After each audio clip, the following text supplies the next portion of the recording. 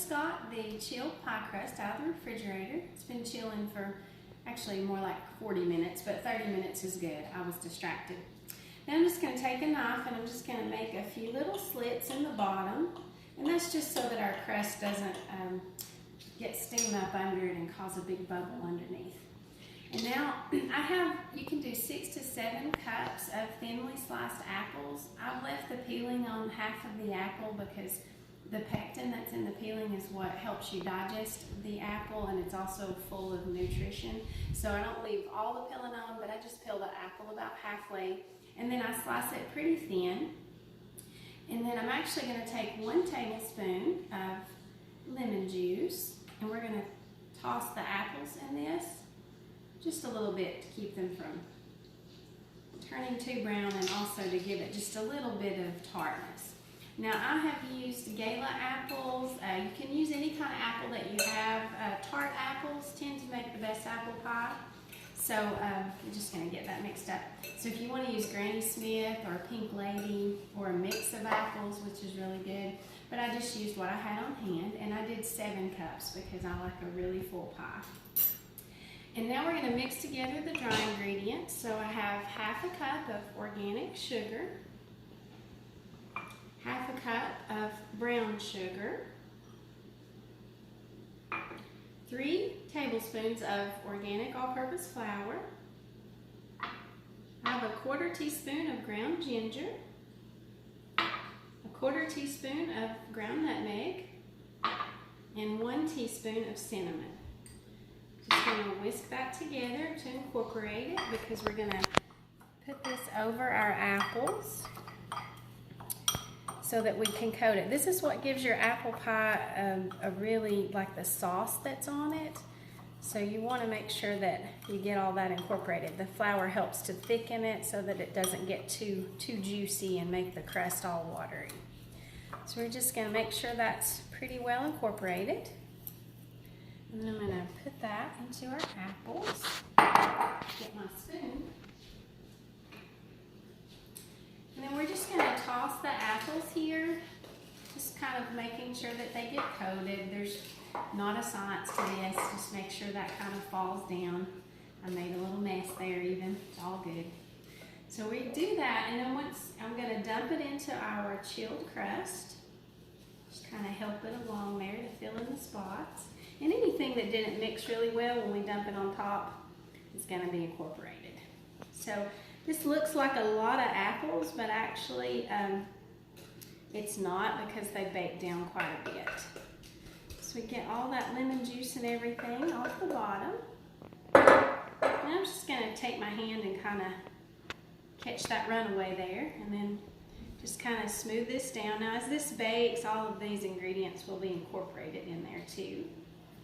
And then I like to take about a tablespoon of cold butter, and I just slice it really thin and just kind of lay it along the different parts of the apples here. Just kind of gives the crust more of a buttery flavor and helps the apples out that wonderful taste. Now I didn't mention, but I like to use grass-fed organic butter. The better quality of butter that you have, the better pie crust taste. And I actually love to use the cultured butter that's from Organic Valley. That's a great, really full flavored butter that makes this crust good. So that's what we're going to do here, and then I'm actually going to make a top for this out of the other dough that I had.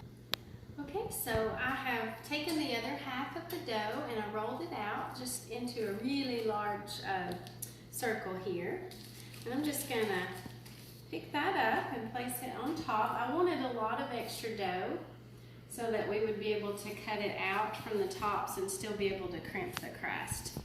So we've got him draped here, pretty big. And I'm actually going to take my kitchen shears, and we're going to just trim. I don't want to trim too much, but we're just going to trim along the edge so that I have enough dough left to be able to crimp the edges and have some excess dough to do that.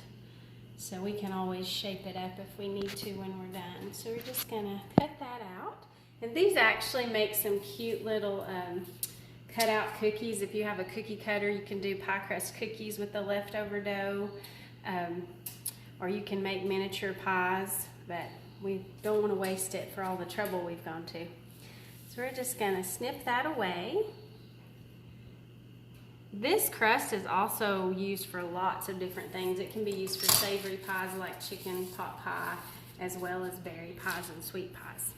So I'm not gonna get super fancy with this because I'm just doing a simple pie for the family. There's tons of YouTube videos that other people have done that give you a great tutorials on.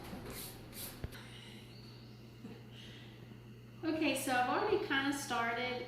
Like I said, other people can probably do a much better job at this, but I just try to do my own thing with it. So I just start by gathering it up and pinching it together to the other crust that I have here. And then you can actually just push with one finger and go in with the other ones and make a little crust here using your hands.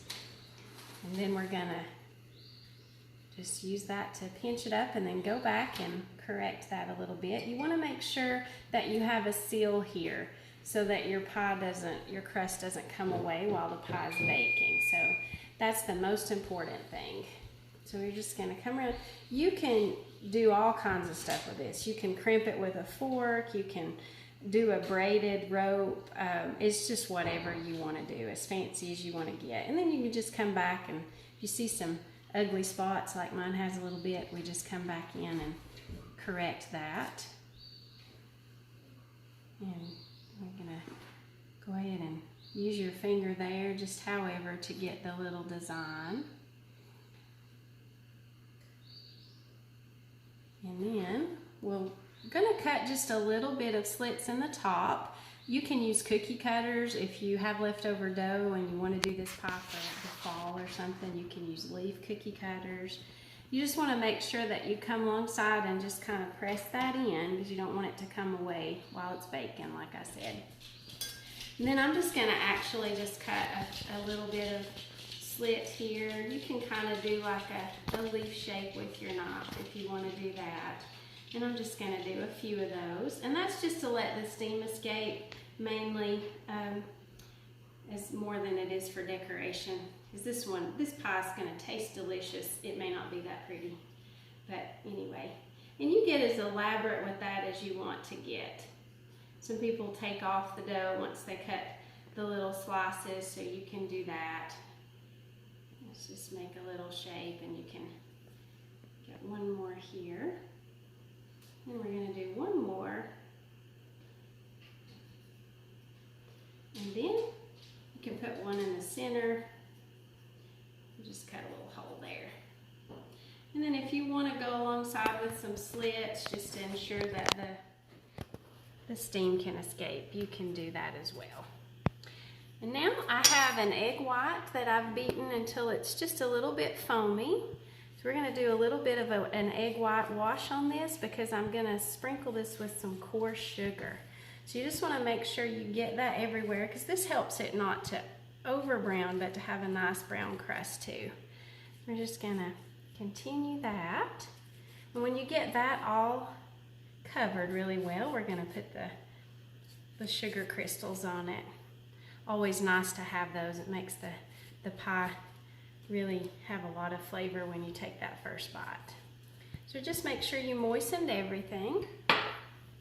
And then I'm just gonna take some of these little really coarse sugar crystals here, the Demerara sugar.